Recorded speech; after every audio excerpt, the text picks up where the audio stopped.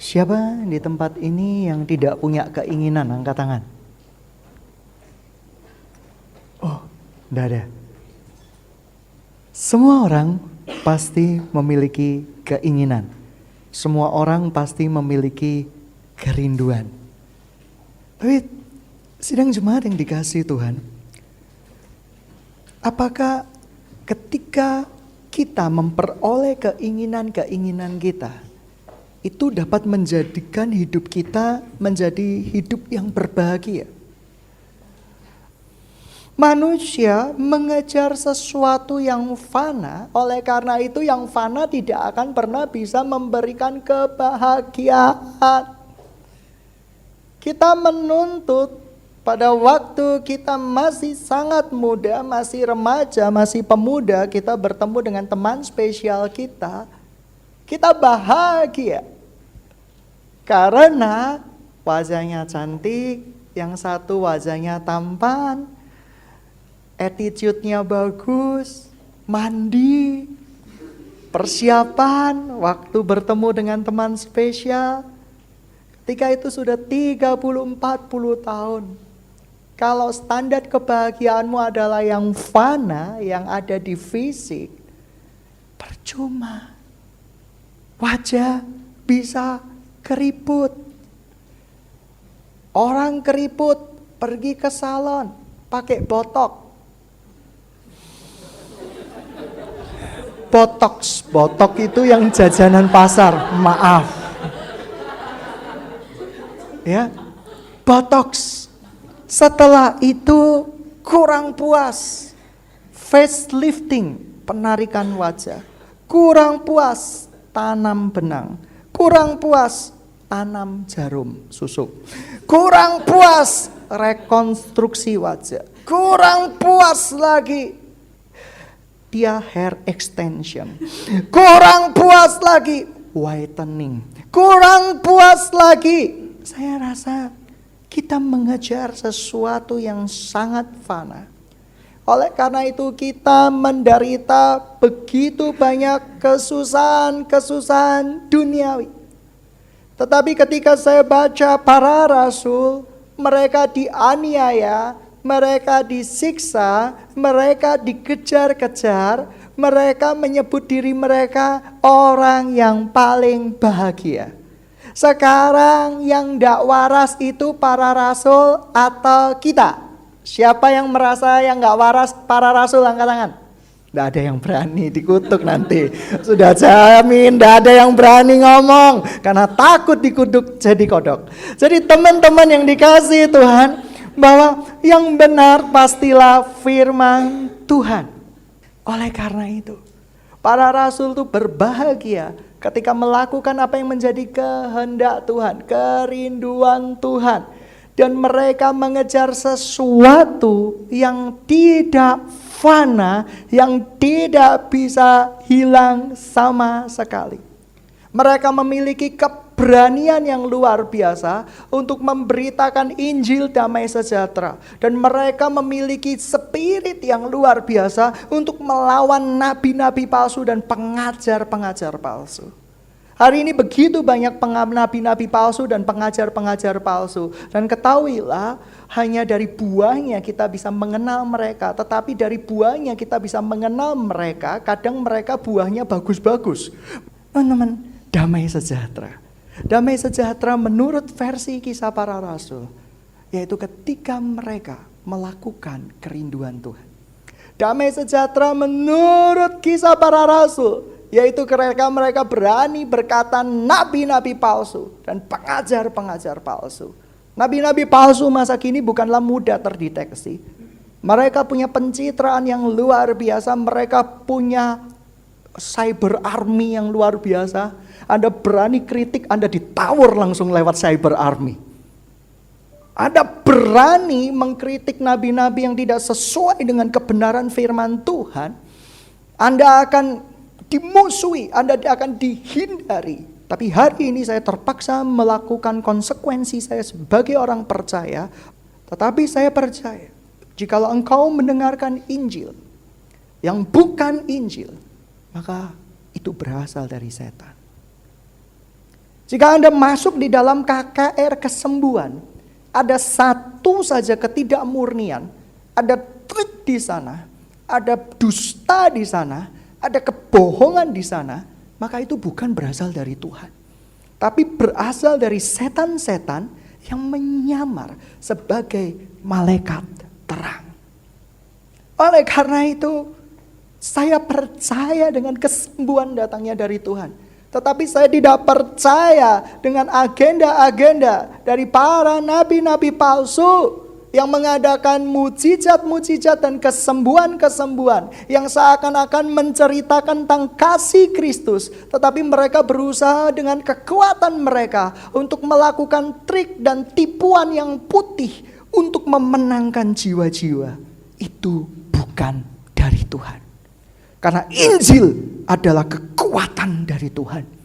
Injil tidak perlu dibantu. Injil tidak perlu dibuat cerita dusta, cerita dongeng, cerita apapun juga untuk memajukan kerajaan Tuhan.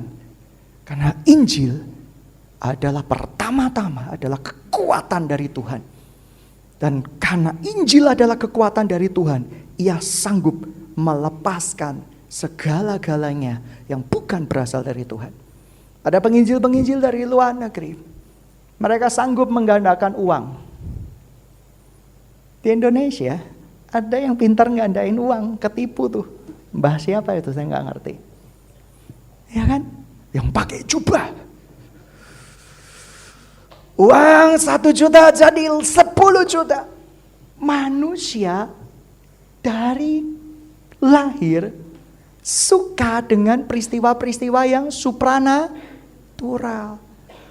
Jangan keluar sore-sore, nanti ditangkap wewe gombel. Cerita kita sudah berbau supranatural.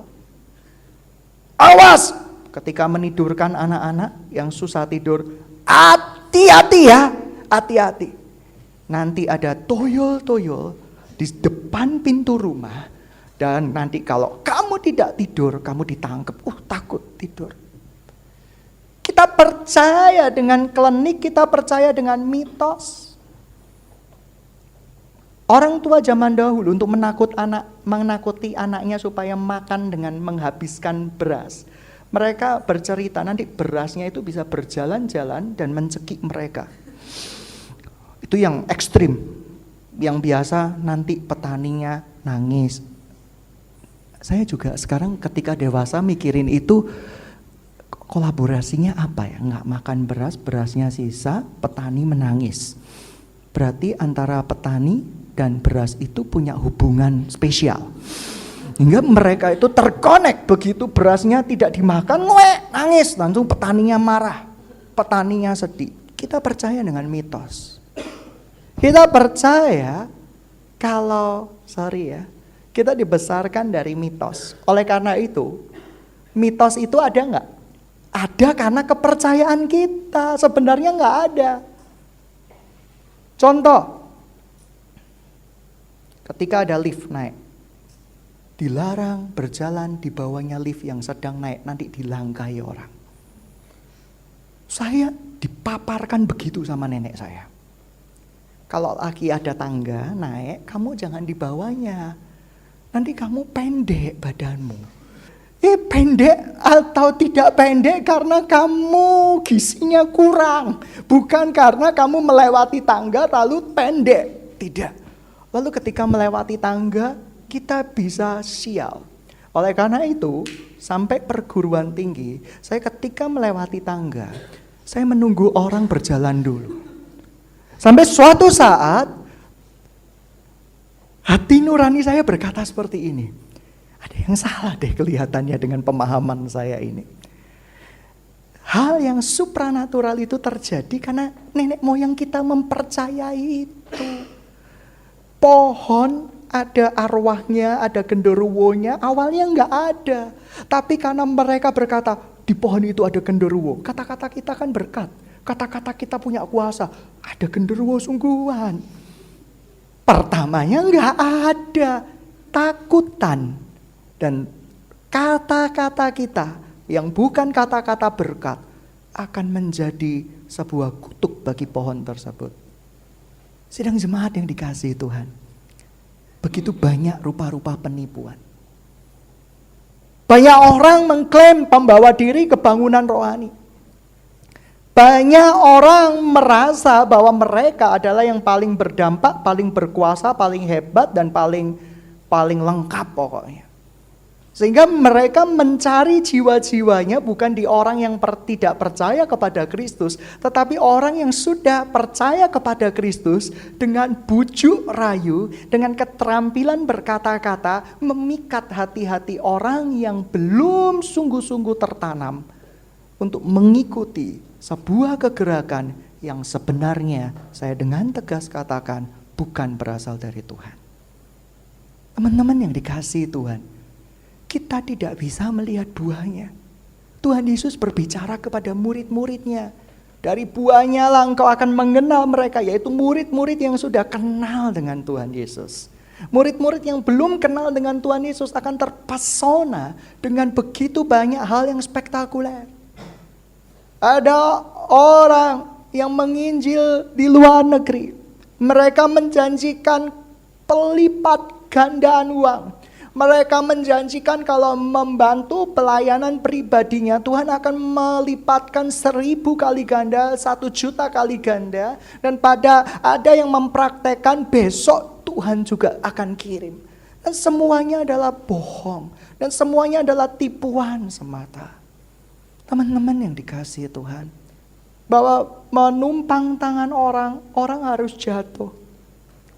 Orang harus geblak, kalau nggak geblak melawan Roh Kudus. Teman-teman yang dikasihi Tuhan, banyak orang yang terpaksa tumbang karena hati nuraninya tertuduh. Kalau nggak tumbang artinya memberontak kepada Tuhan.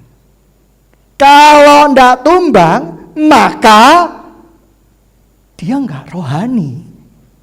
Kalau nggak tumbang maka ia menghujat Roh Kudus. Teman-teman yang dikasihi Tuhan, ketika saya bayangkan dengan pertunjukannya seorang pesulap di Indonesia. Pesulap itu perlu yang namanya kata kunci. Untuk memasuki pikiran, dia cerita. Jadi penontonnya, audiensnya berkata seperti ini, ayo gandengan tangan tidak terputus. Sampai akhirnya saya memahami kebenaran firman Tuhan yang sesungguh-sungguhnya. Contoh seperti ini. Susanto adalah orang yang mudah termanipulasi. Angkat tangan Susanto. Nah, terus tiba-tiba berkata, terima. Saya ngomong apa? Terima. Kamu jatuh, pura-pura jatuh, pura-pura jatuh. Lah. Ya. Enggak, jangan gitu. Ya, sekarang Edi, kamu jatuh, kamu gandoli Daniel. Coba gandoli Daniel. Lah, sekarang saya mau tanya, itu efek berantai enggak semuanya akan jatuh? Semua akan jatuh apabila satu saja terpengaruh dengan sugesti dari saya. Apakah itu Roh Kudus? Dahulu saya merasa itu Roh Kudus. Tetapi saya merasa hari-hari ini tidak semudah itu mengatakan itu Roh Kudus. Gandengannya sudah. Wah.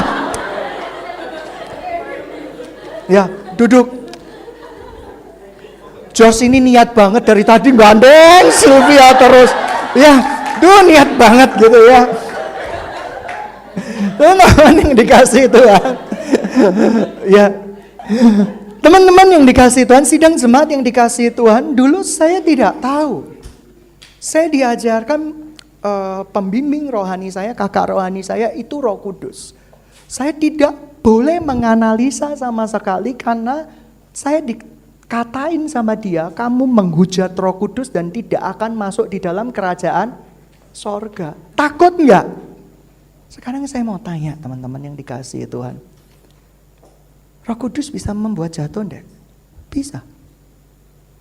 Tetapi upaya menghadirkan hadirat Tuhan dengan kekuatan dari seorang manusia itu okultisme. Loh, yang disebut nama Yesus.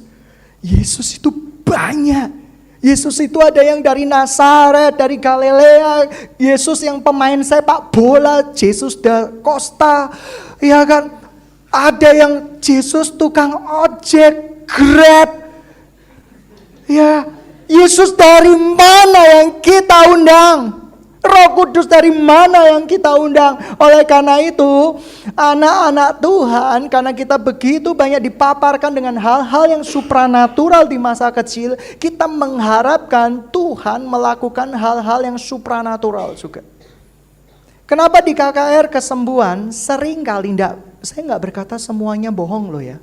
Saya begitu banyak melihat hamba-hamba Tuhan yang tulus hatinya, kudus hatinya, dan benar-benar dipakai Tuhan secara tersembunyi untuk menyatakan kemuliaannya.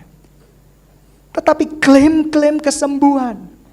Ada seseorang yang stroke, jalan ke panggung.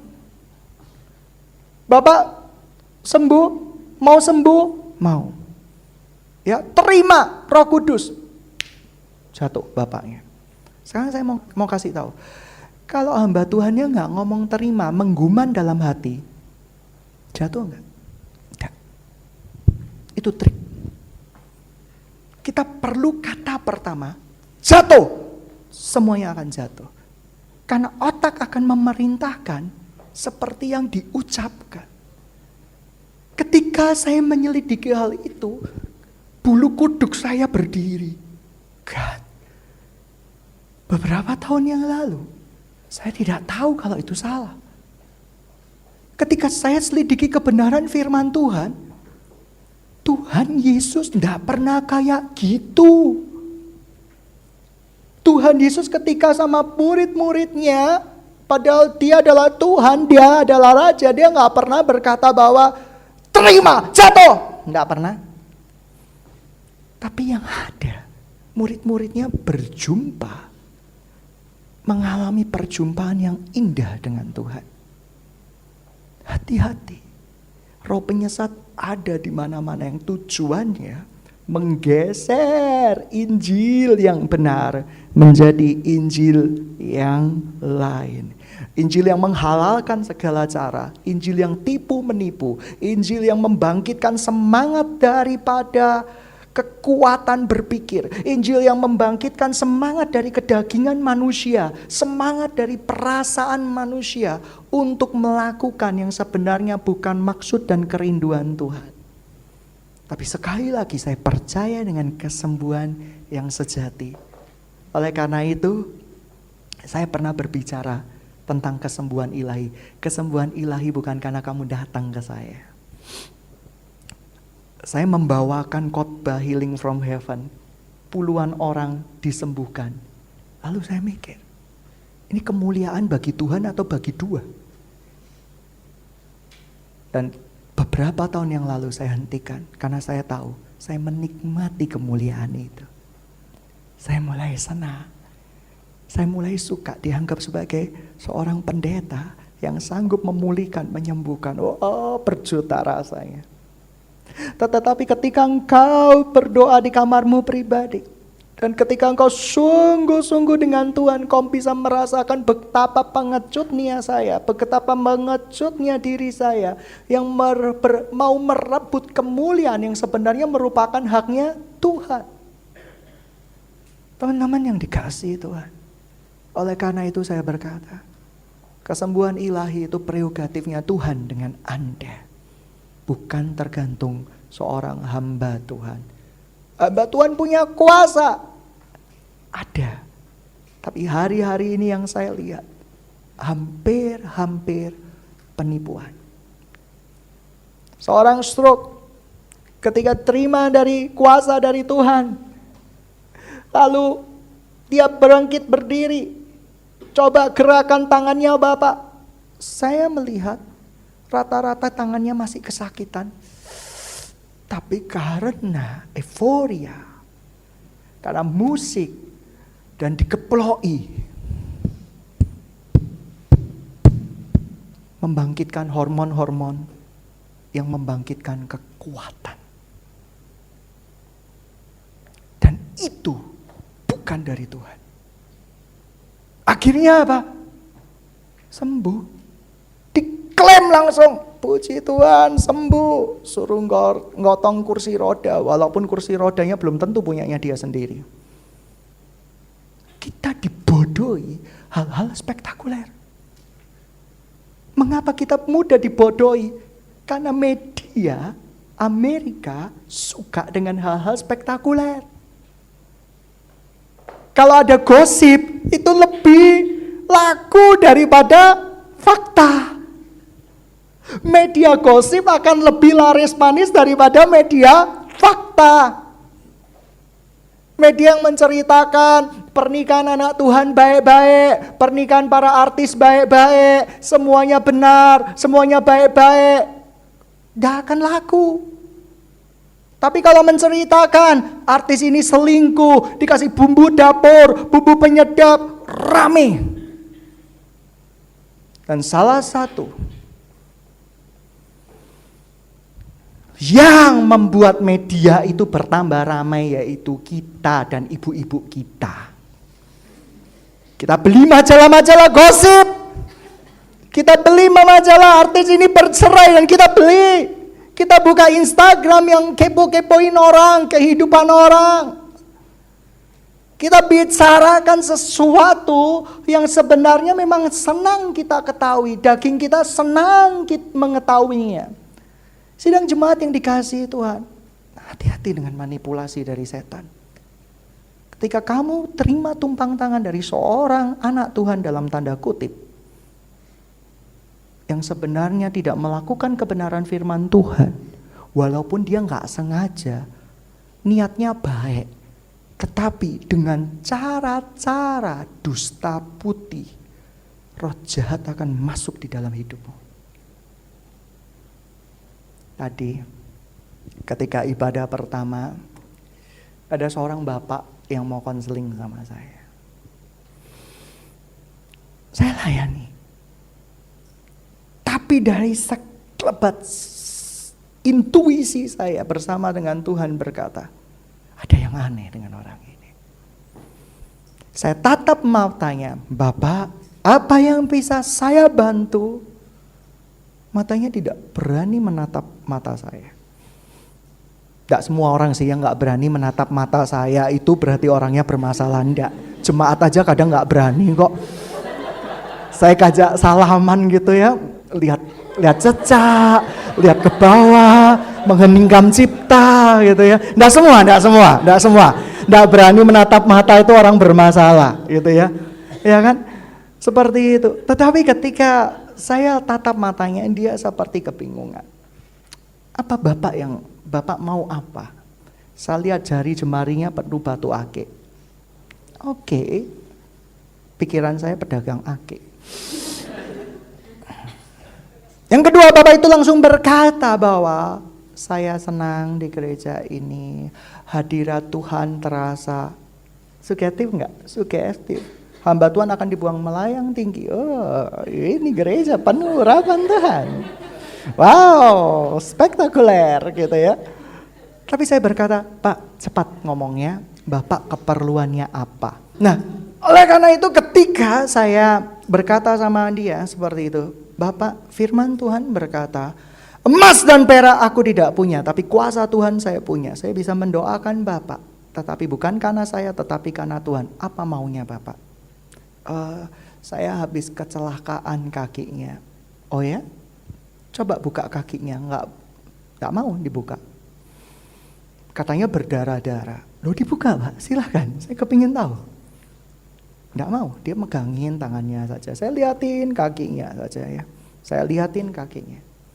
Lalu berkata, saya butuh biaya banyak.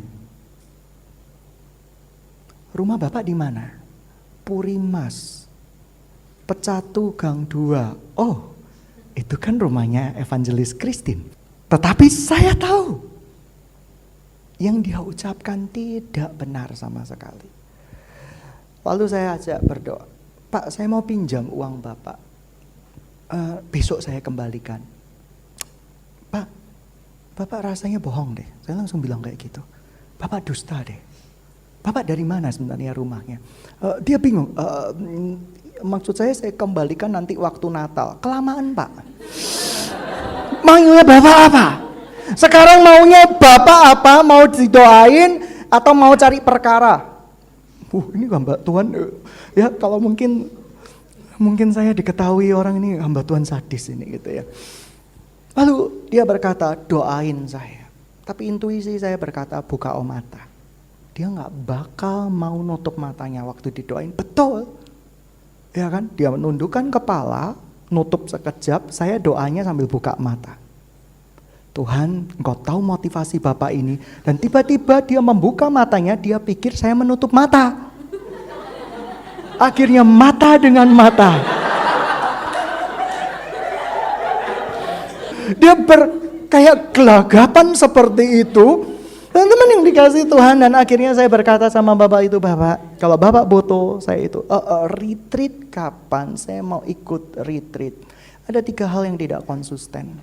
Katanya di hari baru masuk gereja, kok bisa kenal urapan Tuhan? Saya baru pertama kali ke gereja, kok kenal urapan Tuhan? Pembedaan roh mulai bekerja. Yang kedua, kok tahu istilah retreat? Yang ketiga, rumahnya di Purimas, katanya milik pribadi. Gadein apa kamu punya uang? Yang keempat, dari gelagatnya, dia bukan orang yang sungguh-sungguh dalam Tuhan, tetapi dia berusaha untuk menipu orang-orang.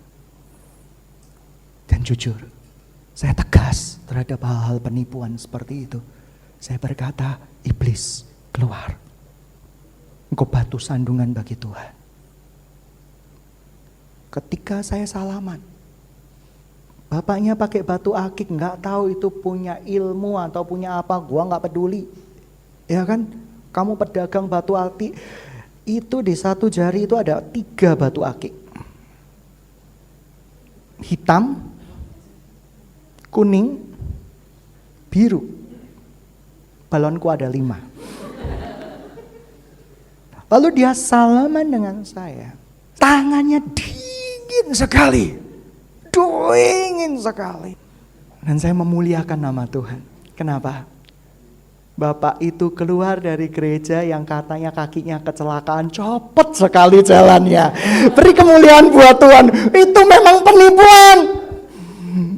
Teman-teman yang dikasih Tuhan, jalannya mendadak tegap dan tergesa-gesa.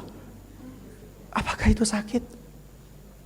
Apakah doa saya sedemikian berkuasanya sehingga dalam hitungan 3 detik orang itu sembuh? Saya rasa dia hanya berniat untuk mencurangi gereja Tuhan. Teman-teman yang dikasihi Tuhan, kita harus waspada. Kita dulu victim, kita dulu korban. Saya masih ingat di lantai 2 ini, dengan roh kekonyolan kami mendoakan bersama-sama berputar-putar untuk melepaskan orang. Ternyata orangnya ngambil LCD proyektor. Iman kita terlatih oleh pengalaman hidup. Waktu itu masih lugu-lugu. Saya ingat persis waktu itu kejadiannya. Mendengar radio dari apa? Dari traktat. Dia ada di stasiun. Amin. Waktu itu saya sudah curiga.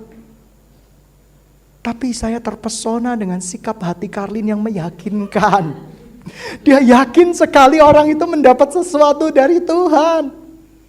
Dan saya terpengaruh sekali. Iya ya, kok rasanya berdosa banget. Saya ini kok istilahnya hamba Tuhan yang kok tidak mau gitu ya menerima anak Tuhan yang seperti itu.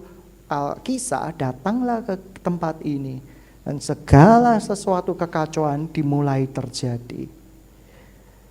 Dimulai dari kabel terbakar. Saya curiga, pikiran saya berkata, ini dibakar. Karena di itu ada asap dan ada korek api yang ditinggalkannya. Tetapi anak-anak di tempat ini berusaha meyakinkan bahwa itu dibakar oleh kuasa gelap. Konyol kan? Kita begitu mudah tersugestif dengan hal-hal supranatural karena kita memang suka hal-hal seperti itu. Saya ingat persis tempatnya itu di gudang bawah ruko ini. Dan waktu itu ada dispenser dan kabelnya itu dibakar sama dia. Dan herannya ketika saya tanya sama anak-anak rohani, betul, saya merasakan sebelumnya ada asap, ada apa. Dikasih bumbu-bumbu untuk memperteguh karangan cerita orang ini. Dan ternyata dia nipu. Nipunya gimana? LCD proyektor hilang. Dan dia berkata, sempet-sempetnya ya, kita nggak sadar ditipu, dia SMS. Terima kasih, ini untuk perjalanan saya menghindari kuasa gelap dan saya berasal dari keluarga yang tidak cinta Tuhan. Saya harus kerjain. Saya sudah ini tertipu. Aku minta maaf sama Tuhan. Tetapi ada orang-orang yang mempercayai skenario ceritanya, bahkan sampai seperti itu ada yang berkata, mungkin dia memang butuh kali ya. Ya ampun Tuhan Yesus. Sudah ditipu, sudah jelas penipuan. Kita masih gak percaya seakan-akan kita ditipu. Demikianlah okultisme yang dibungkus dengan firman Tuhan. Kamu gak akan nyangka kalau itu penipuan. Lawanlah dia dengan iman yang teguh. Sidang jemaat yang dikasihi Tuhan. Kalau engkau tidak berani menyatakan kebenaran, tidak berani konfrontasi dengan hal-hal yang bertentangan dengan kebenaran firman Tuhan, maka sesungguhnya kita tidak akan pernah mendapat bagian di dalam rumah Tuhan. Karena kita sepakat dengan hal-hal seperti itu. Kita tidak radikal untuk menyuarakan kebenaran Tuhan yang sesungguhnya. Kita tidak berani berkonfrontasi terhadap hal-hal yang memang bukan dari Tuhan. Kita takut dan kita masih menyangka bahwa itu jangan-jangan memang dari Tuhan. Tapi sidang jemaat yang dikasihi Tuhan, di akhir zaman ini akan banyak hal-hal yang seperti itu. Mereka tidak pernah berjumpa dengan Tuhan. Awalnya terlibat okultisme. Tetapi ia memang menyukai hal-hal okultisme. Lalu ia menerima Tuhan Yesus. Tetapi ia berusaha membawa kerinduan okultismenya dalam bentuk yang baru. Yaitu supranatural di dalam Tuhan. Tuhan kita memang supranatural. Tetapi kadang dia bekerja dengan cara-cara yang paling natural. Ada orang yang berkata, aku udah doa 21 hari. Aku percaya. Aku berhak mendapatkan apa yang menjadi milikku. Teman-teman yang dikasihi Tuhan. Rasul Paulus. Para rasul yang lain mereka berdoa bertahun-tahun untuk kebangunan rohani. Untuk memberitakan Injil tercinta, kasihan kalah sama anak kemarin sore. Yang puasa 21 hari dan 40 hari sudah menyangka pembawa api kebangunan. Kita mudah mendengar skenario cerita dari hal-hal yang supranatural. Teman-teman yang dikasihi Tuhan, tidak. Itu sihir, itu okultisme. Dan kita perlu anak-anak Tuhan yang di tengah serigala-serigala, di tengah kambing-kambing, kita berani mengusir kawanan serigala itu, apapun konsekuensinya. Teman-teman yang dikasihi Tuhan, di akhir zaman Tuhan Yesus sudah berkata akan banyak nabi-nabi palsu. Dan nabi-nabi palsu itu akan dicintai lebih daripada Yesus sendiri. Nabi-nabi palsu itu akan diagungkan melebihi daripada Tuhan Yesus sendiri. Nabi-nabi palsu itu akan dihargai melebihi Kristus itu sendiri. Walaupun apa yang diceritakan nabi-nabi palsu dalam tanda kutip itu, coba kamu lihat di luar negeri. Semuanya menceritakan tentang Yesus. Mereka bisa berkhotbah membuat orang terharu. Mereka bisa membuat orang tersentuh. Mereka bisa membuat orang mengalami perjumpaan dengan Tuhan. Tetapi perjumpaan-perjumpaan yang dilakukannya sebagian besar palsu. Dan sebagian besar lagi memang Tuhan berjumpa, tetapi bukan karena si nabi palsu. tetapi karena Tuhan memang mengasihi anak-anaknya. Sidang jemaat yang dikasihi Tuhan, mau hidup yang berbahagia? Siapa yang mau bahagia? Angkat tangan. Mari kita buka firman Tuhan di dalam Matius 5.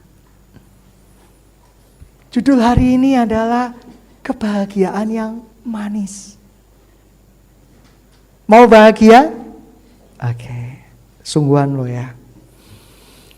Saya bacakan ketika Yesus melihat orang banyak itu, naiklah ia ke atas bumi dan setelah ia duduk datanglah murid-muridnya kepadanya. Maka Yesus pun berbicara dan mengajar mereka, katanya, berbahagialah orang yang miskin di hadapan Allah, karena mereka yang empunya kerajaan sorga. Siapa bilang Tuhan Yesus berkata, berbahagialah yang kaya karena dia memiliki kerajaan sorga. Miskin artinya miskin. Miskin artinya bukan tidak punya uang sama sekali, tetapi orang yang tidak terikat hartanya di bumi. Hari-hari ini kita dirikan panti asuhan. Hari-hari ini kita berdoa, Tuhan memberikan kapel doa kita yang baru. Kita berdoa ada 5 kapel doa, salah satunya di tempat ini. Kami berdoa terus menerus supaya Tuhan benar-benar kira-kiranya menggenapi kerinduannya lewat hidup kami. Kami berdoa terus menerus, dan saya bukan hamba Tuhan peminta-minta. Saya sering kali malu, orang lain berani khotbah persepuluhan, saya tidak pernah, terlalu takut. Takut nanti motivasi saya jelek. Takut kalau segala sesuatu gereja berbalut uang. Jemaat sudah begitu terluka dengan gereja-gereja yang segala sesuatunya ujung-ujungnya duit. Gereja Tuhan sudah sakit dengan hal-hal seperti itu. Kalau dahulu, di zaman dahulu, ketika saya bertemu dengan tante dan paman saya yang belum kenal Tuhan, profesi hamba Tuhan itu begitu dihargai, begitu dihormati. Sehingga ketika membeli sebuah barang itu dimurahin, kalau perlu digratisin. Tapi kalau sekarang enggak, hamba Tuhan toh soge. Uangnya jemaat akeh. Dan mereka sudah a priori berapa banyak uang jemaat yang kamu tilep. Waduh, langsung seperti itu. Saya berkata, uang daripada jemaat tercatat rapi. Saya merasa sedih sekali hari-hari di akhir zaman ini. Sehingga ketika ada orang Kristen yang hidupnya sederhana, disebut kena kutuk. Kamu harus diruat. Kamu harus dikasih minyak urapan. Kalau perlu dibakar dalam api. Karena apa? Karena hidupmu terkutuk, gagal terus. Teman-teman yang dikasihi Tuhan, tidak segala sesuatu itu dari kutuk. Ada yang Tuhan izinkan itu terjadi untuk mendewasakan kita. Ketika seorang yang punya teman spesial jatuh dalam dosa cium-ciuman, gitu ya, seperti itu, masa kita berkata, ini kutuk dari papaku. Salahnya siapa? Papaku pernah nyium mamaku. Ya jelas dong, mereka sudah suami istri. Tapi karena kita sendiri yang tidak bisa mengendalikan diri kita. Teman-teman yang dikasihi Tuhan, ada berita bahagia hari ini. Kalau kamu belajar melepas apa yang menjadi milikmu di bumi ini, kamu punya kerajaan sorga. Mobilmu bukan milikmu lagi. Mobil saya bukan milik saya lagi. Saya selalu mengajarkan sebuah cara hidup pinjem-pinjeman pakai-pakaian. Dan sering kali ketika dipinjem dipakai, pulangnya bentet, pulangnya terjadi goresan. Awal pertama saya memiliki mobil, rasanya berat sekali melihat mobil kesayangan saya harus dikendarai orang lain. Sekarang pinjam-pinjaman. Awal pertama dipinjam, terjadi goresan besar, dongkol dalam hati. Sekarang terjadi beretan, masuk ke dalam, masuk ke itu, saya cuma senyum simpul saja. Ya udah, bukan milik gua aja, ya kan? Tapi jangan pernah punya pikiran, hore aku boleh pinjem tak tabrak-tabrakin gitu ya, awas. Tuhan tahu itu. Yang berikutnya, 4, berbahagialah orang yang berduka cita karena mereka akan dihibur. Di bumi ini para rasul gak pernah sedih gak sih? Sedih loh. Rasul Paulus menyatakan kekhawatirannya berulang-ulang kalau ada penyusup di dalam jemaat yang mengacaukan Injil yang benar. Pikirannya itu begitu berhati-hati, pikirannya begitu khawatir, pikirannya begitu manusiawi. Tetapi saya tidak pernah menemukan ayatnya bahwa Rasul Paulus enggak bahagia. Teman-teman, anak-anak Tuhan, mari kita berbahagia dengan jalan-jalan Tuhan. Karena berbahagialah orang yang berduka cita karena mereka akan dihibur. Artinya apa? Memang di bumi ini menderita. Dulu saya pernah diajarin di sekolah minggu sebuah lagu. Saya mau iring Yesus, saya mau iring Yesus sampai selama-lamanya, meskipun saya susah. Itu lagu orang kena kutuk katanya. Iya ya, saya gak mau susah. Meskipun saya senang, sukacita di dunia. Ya jelas loh, senang, sukacita, ikut Yesus.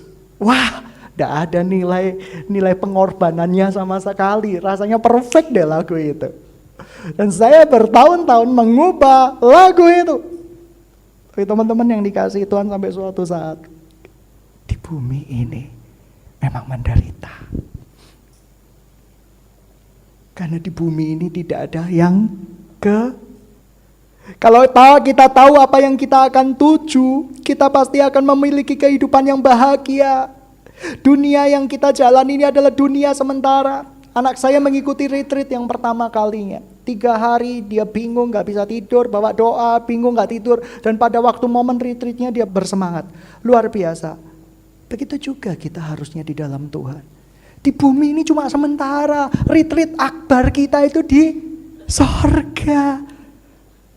Hari-hari dia lalui seperti biasa, makan, minum, doa. Tetapi dia gak mikirin. Dia mikirin retreat. Teman-teman yang dikasih Tuhan, cinta pertama itu luar biasa. Dan saya juga mau kita gak usah mikirin apapun di muka bumi ini. Mata kita tertuju kepada retreat akbar, yaitu di sorga nanti. Yang berikutnya, cepat saja. Berbahagialah orang yang lemah lembut, karena mereka memiliki bumi.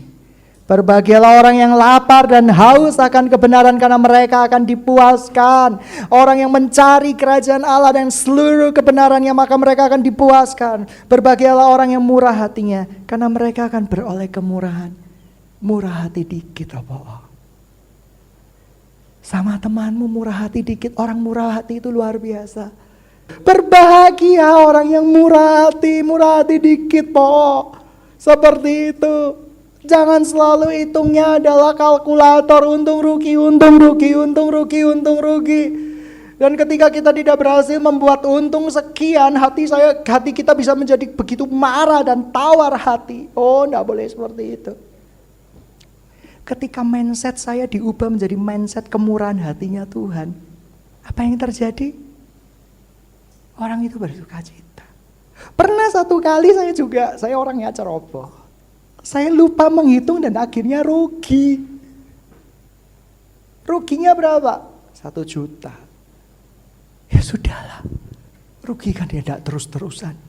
Anggap saja hari ini adalah harimu. Ya sudah, saya relakan.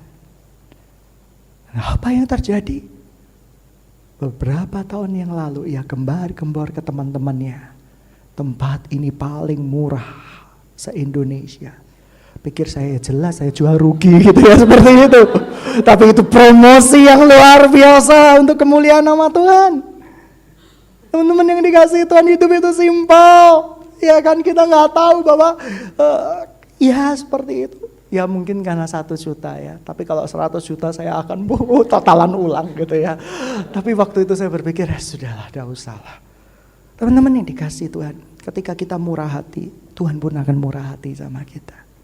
Dan berikutnya yang dikatakan di sini, berbahagialah orang yang suci hatinya, karena mereka akan melihat Allah. Suci hati itu artinya apa? Motivasinya selalu benar datang ke kerajaan Tuhan. Lalu dikatakan di 9, berbahagialah orang yang membawa damai, karena kamu akan disebut anak-anak Allah. Ada teman-temanmu yang datang kepadamu ketika berbicara, hatimu tambah nervous. Hati-hati. Ada teman-teman yang kita punya karunia provokator, karunia pengompor, karunia pengobar api, tapi bukan api dari Tuhan. Akibatnya apa? Ketika dia datang, suasana berubah menjadi tegang, menjadi takut, dan menjadi berita-beritanya serba ketakutan.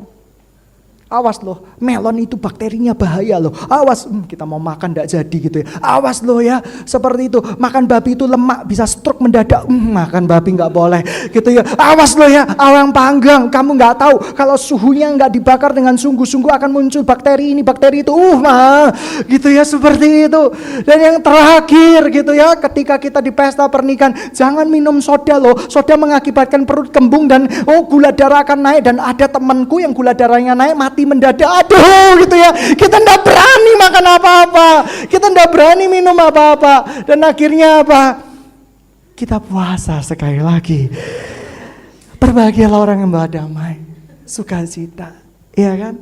Teman-teman yang dikasih Tuhan, yang berikutnya dan mau terakhir, pemain musik maju ke depan. Berbahagialah orang yang dianiaya oleh sebab kebenaran, karena mereka empunya kerajaan sorga. Siapa yang mau dianiaya karena kebenaran?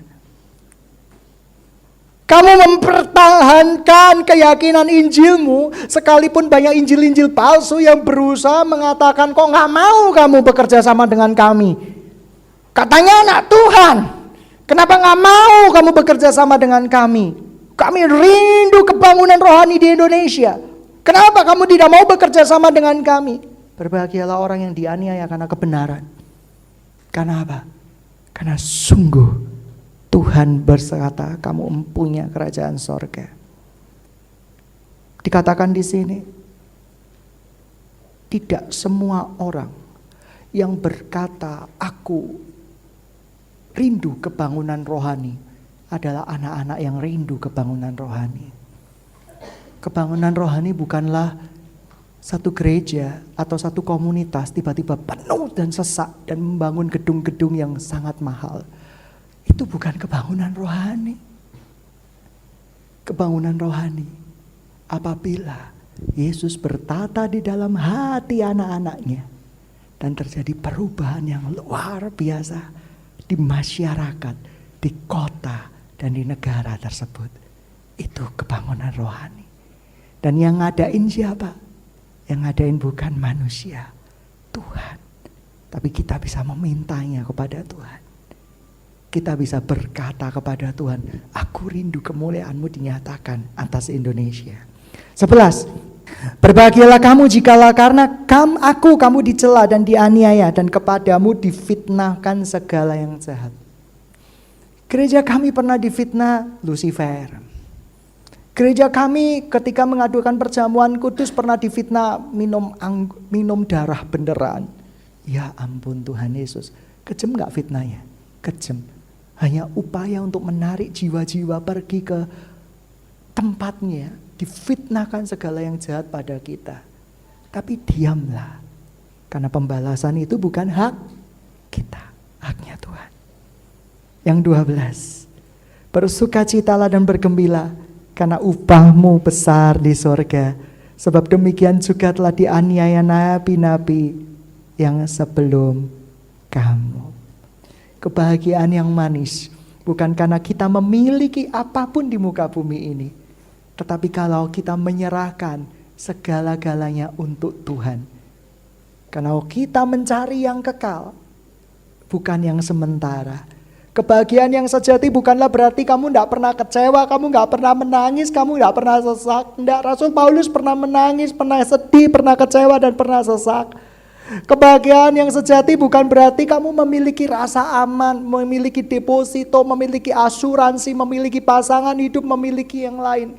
Tetapi kamu menyerahkan kekhawatiranmu di dalam tangan Tuhan Yesus, itulah kebahagiaanmu yang sejati.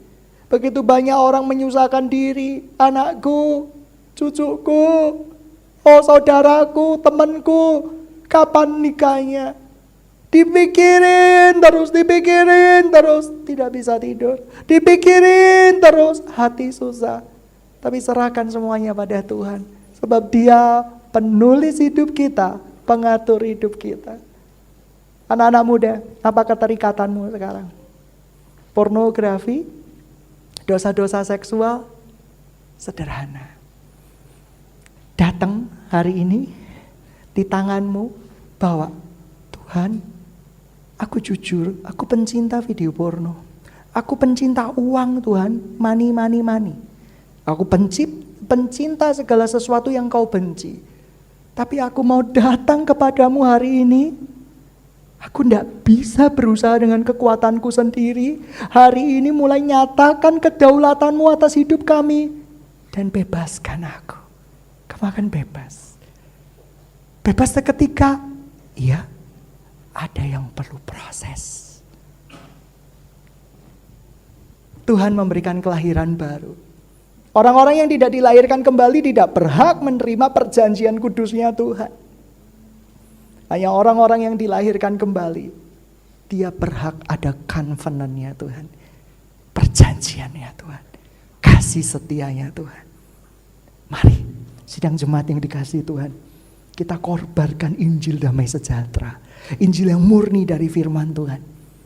Yesus bukanlah jongos yang mendorong hidupmu untuk dimuliakan oleh banyak orang. Tuhan adalah Tuhan.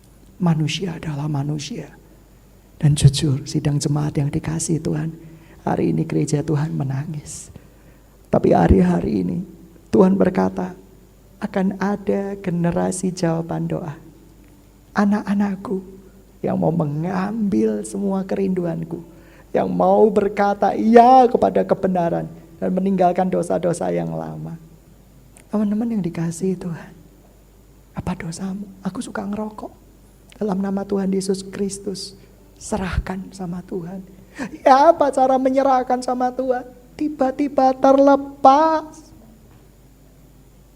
Yang terakhir, seringkali ketika dulu saya di sebuah KKR, seorang hamba Tuhan ketika tahun 95, saya masih di sekolah ya, bangku-bangku sekolah lah, berkata, lepas dari belenggu. Saya merasa lepas. Saya tidak melakukan dosa seksual lagi. Apa yang terjadi? Tahan 3 minggu doang. Setelah itu ya cari-cari video porno. Lalu saya berkata, kok gak bisa lepas? Padahal di Alkitab, kalau Tuhan Yesus yang nyembuhin ya, Tuhan berkata, bangkit. Demam hilang. Buta melihat, beneran bisa melihat. Tidak pakai trik-trikan. Lalu sampai akhirnya saya berdoa sama Tuhan, Tuhan masakan orang buta kamu lalui. Kamu hampiri dan kau sembuhkan. Kalau aku kok kamu jalan terus Tuhan. Sampai akhirnya Tuhan, saya mengalami perjumpaan dengan Tuhan. Bukan perjumpaan lewat KKR, lewat kamar doa saja. Dan itu hadiratnya luar biasa. Tidak tersugesti dengan kata-kata hamba Tuhan. Yesus ada di tempat ini. Yang gak kerasa Yesus ada tiba-tiba. Iya ya, kerasa ada ya. Tapi betul-betul merasakan sungguh-sungguh Yesus ada di dalam hidup kita. Lewat kamar doamu dan tidak ada seorang pun yang mengetahuinya. Kau akan diubah Tuhan, my friend. Anak-anak, kau akan dirubah Tuhan. Sidang jemaat, kamu akan dirubah Tuhan. Saya percaya kamu akan dirubah Tuhan. Dan kamu akan menjadi seorang pahlawan-pahlawan Tuhan yang berani memberitakan Injil damai sejahtera sampai pada kesudahannya nanti. Mari kita tundukkan kepala kita. Kepala kita. Kepala kita.